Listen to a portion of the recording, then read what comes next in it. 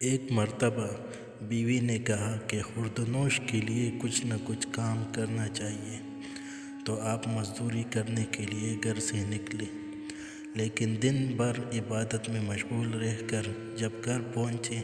تو بیوی نے سوال کیا کہ کیا لائے ہوں؟ آپ نے جواب دیا کہ جس کی مزدوری کی ہے وہ بہت کرم والا ہے، اور اسی کے کرم کی وجہ سے مجھ میں اجرت طلب کرنے کی جرات نہ ہو سکی، لیکن اس نے خود ہی کہہ دیا ہے کہ 10 دن کے بعد جب تم کو ضرورت ہوگی تو پوری اجرت دے دوں گا۔ پھر جب 10 دن کے بعد آپ کو خیال آیا کہ آج گھر پر جا کر کیا جواب دوں گا، تو ایک طرف تو اپنے تصور میں غرق چلے جا رہے تھے، اور دوسری طرف اللہ تعالیٰ نے ایک بوری آٹا، ایک ذبح شدہ بکری، گھی، شہد اور 300 درہم ایک غیبی شخص کے ذریعہ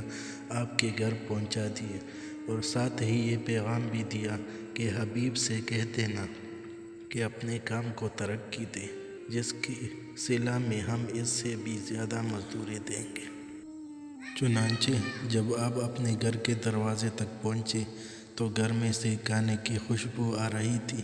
اندر جا کر بیوی سے صورتحال دریافت کی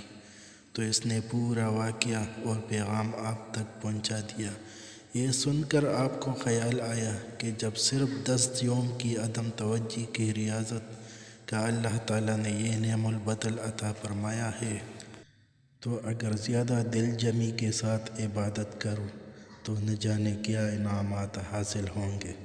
چنانچہ اسی دن سے دنیا کو چھوڑ کر اس درجہ عبادت میں غرق ہو گئے کہ مستجاب الدعوات کے درجہ تک پہنچے، اور آپ کی دعاؤں سے مخلوق کو بہت مفاد حاصل ہوا۔ تذکرۃ الاولیاء۔